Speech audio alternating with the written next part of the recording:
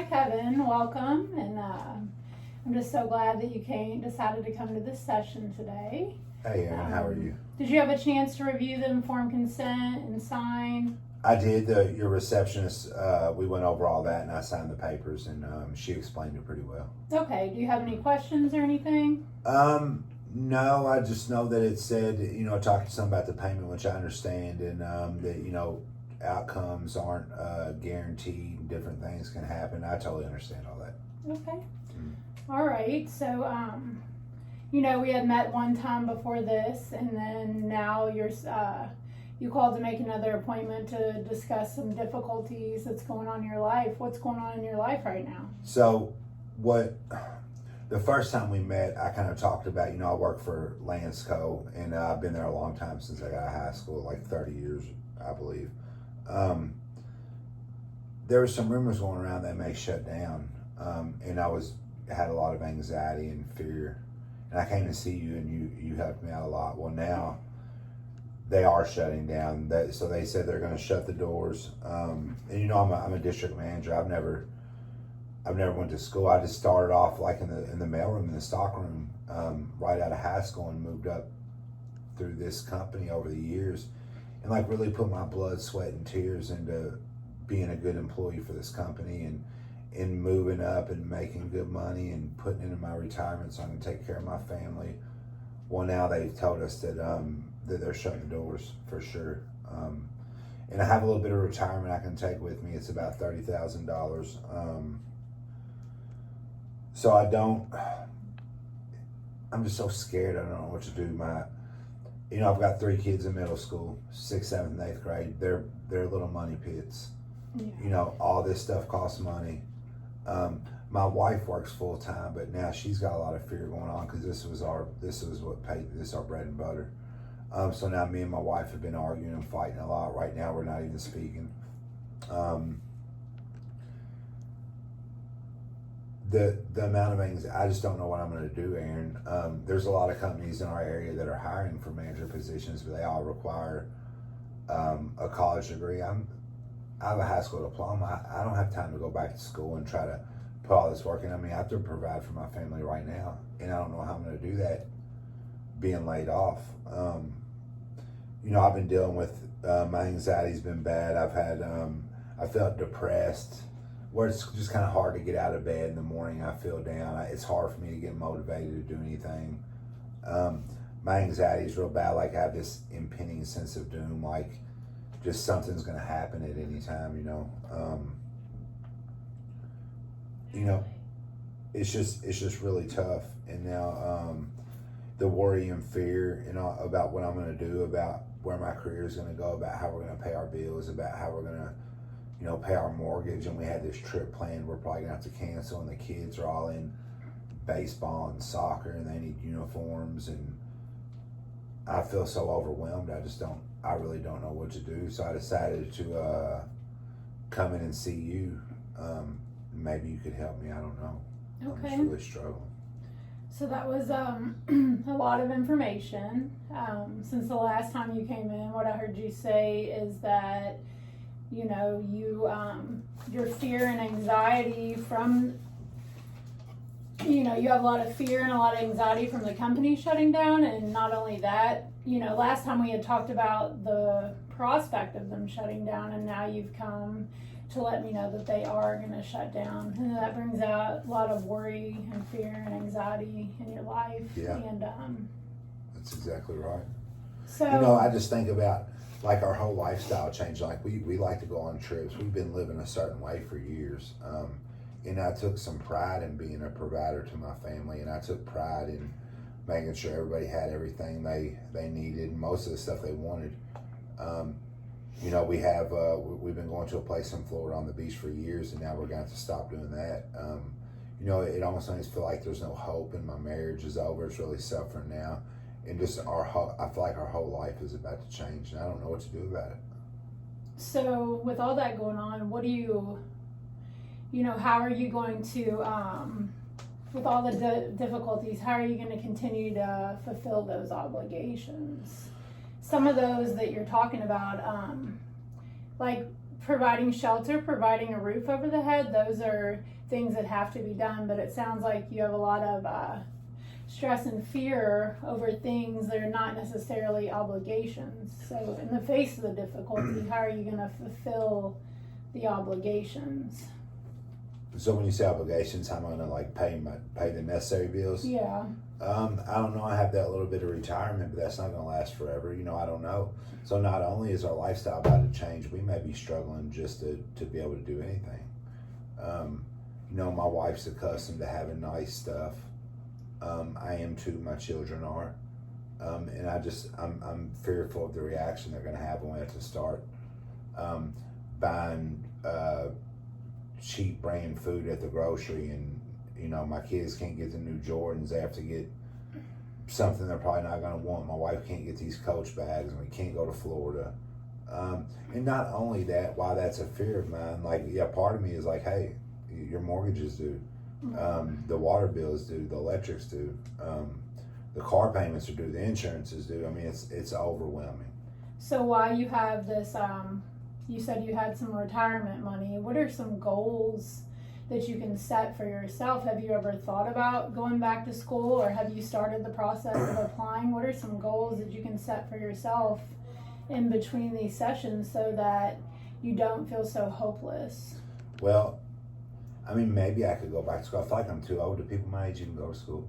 People go to school of all ages. People go to school until they're 70 years old. So yeah, I mean that's an option, and I'm not really opposed to it. But what do I do in the meantime to make money? I mean, that sounds like it's really just going to cost money and take more time away that I could be using to provide for my family. Right.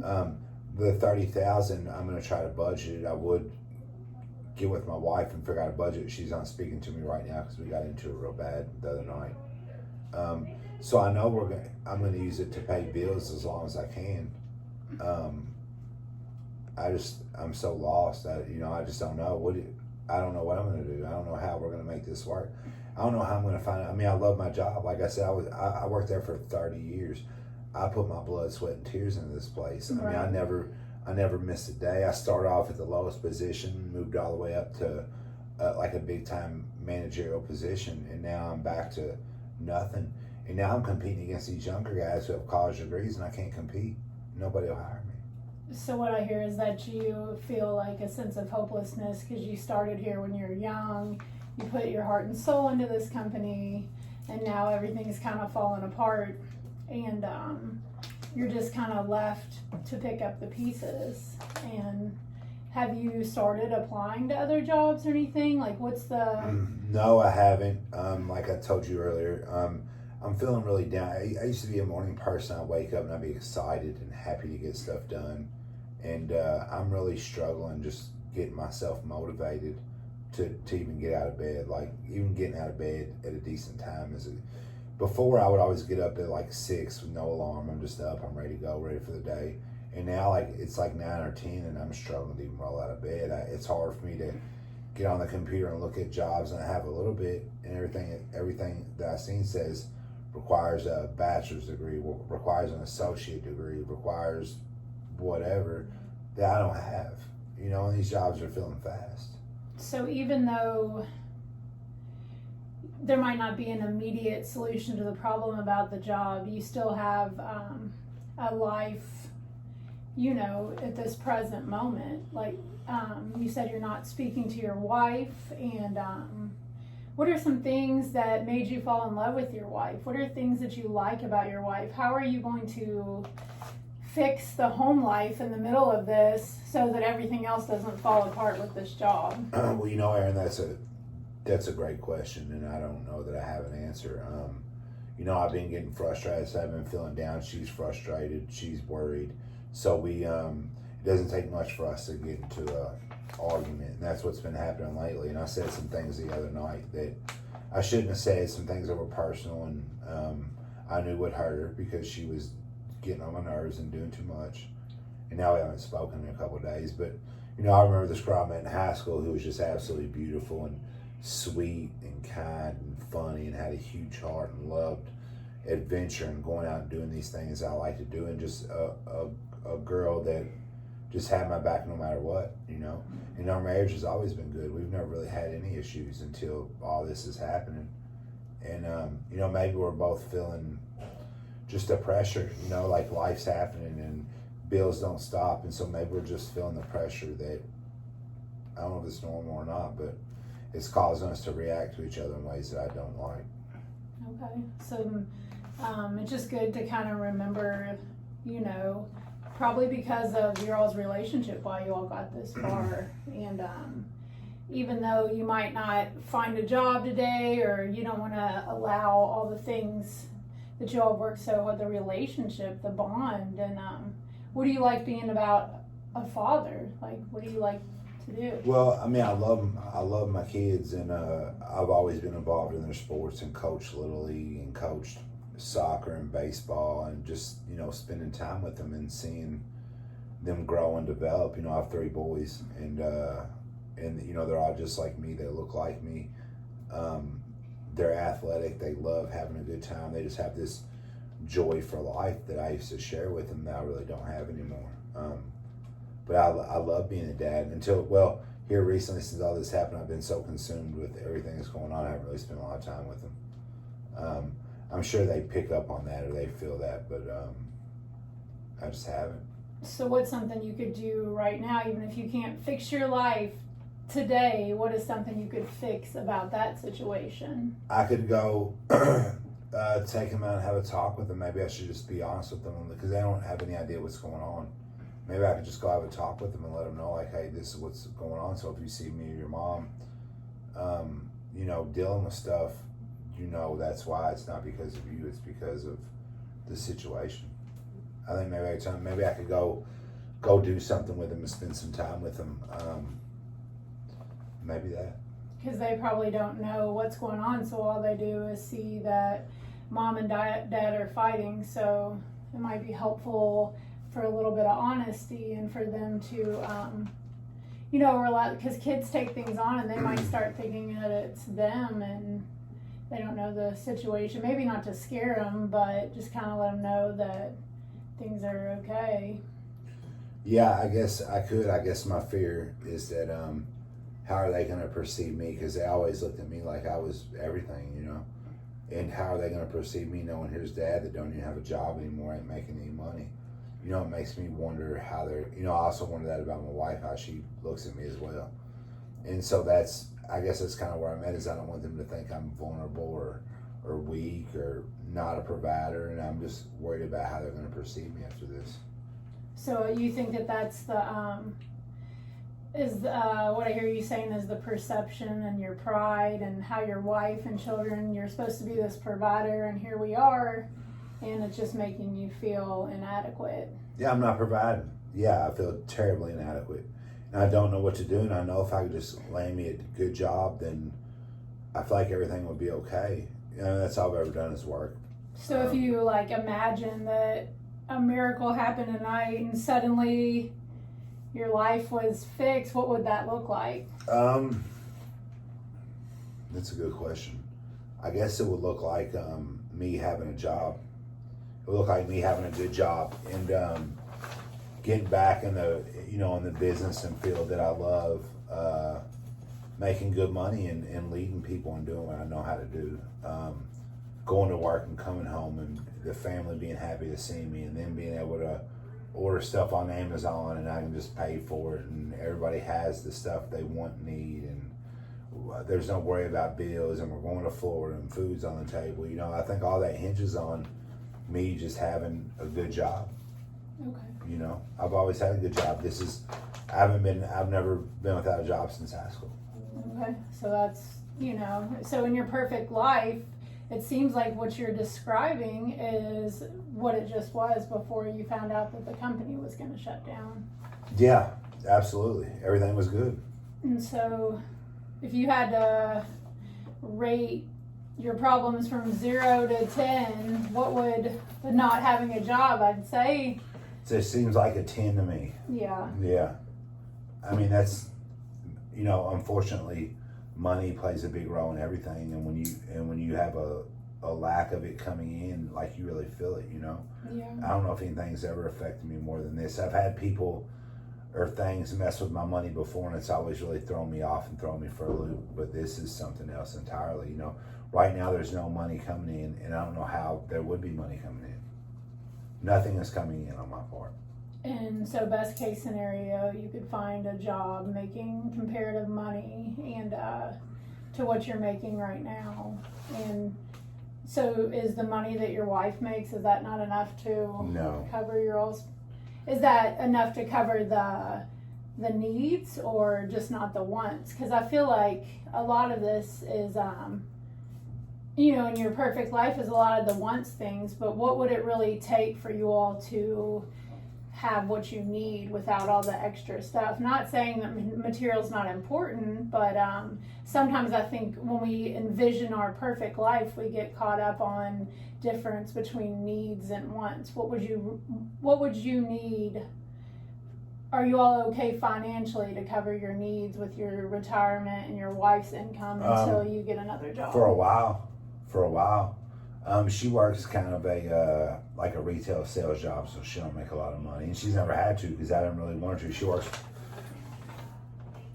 She has a decent job, but she's just not making near what I made. So we know with just her salary, I'm not sure that we can pay all the bills. Now with that $30,000 I have that I got out of the retirement account, I mean gave us a cushion for a while, but eventually it's going to be gone, and we're going to wonder what are we going to do. So maybe we could just kind of go over some goals before the next time we meet again to see exactly how you can move forward into, you know, you've rated the not having a job as a 10 The in worst. the problem area, and it's the worst. So what are some goals we can set before our next session that you can actively do to not only find the job, but to also maintain peace at home and understanding with the kids? Because I just feel like, you know, if you don't go home and try to at least get along with your wife and let the kids know it's not them, that you will end up losing a whole lot more than just a job here. So what's some goals between now and the next session? I guess I need to start looking for a job. I need to make a resume and maybe start putting it out there. Maybe somebody can rely on my experience other than a college education, but I do have a lot of experience. So I need to make a resume and start sending it out. I probably need to go buy my wife some flowers and a card and apologize for talking to her the way I did. I need to spend time with my kids and maybe start looking into what it will cost to go to this little community college around here, to maybe start working towards a degree. Okay, so the goals that we have set are you're gonna start filling out first you're gonna make a resume, start filling out applications, maybe gather some character reference letters from the company you just worked for, since you put your heart and soul into it. That's a good idea, yeah. And then in the meantime, you're gonna try to show your wife how much you love and appreciate her and spend some time with the kids. That feels like some good assignments and some things to work on between now and the next session. Absolutely, and I think I can, I think I can get those things done before I see you again. Would it be a week or 2 weeks? Because I definitely want to come back, because I feel a little better now that there's a plan of action moving forward. I just feel like you've been really stuck and just so upset with, you know, what has happened in the past, that we're moving towards the present and okay, this happened. The only thing we know about life is that change is the inevitable. Mm-hmm. Things are always changing. So when we embrace the change and just kind of move towards a solution and just kind of get out of the problem, because we've just been focusing on the problem. So it's good to hear that you're moving forward and that we have a plan of action, and we will schedule this for 2 weeks, and I'm just really looking forward to you coming back to me in 2 weeks and telling me, you know, how you've moved forward and what changes you've made at home. And I feel like you've brought some awareness now to how you've been treating your wife and how you've been treating the kids. So sometimes half of the problem is just being aware that we need to change. And I will start. I'm gonna go home and start working on that. I'm gonna start working on that resume today, and I look forward to letting you know next time I see what I've done. Okay, sounds good. Thank you, Anna, Thank so you. much. Thank you so much.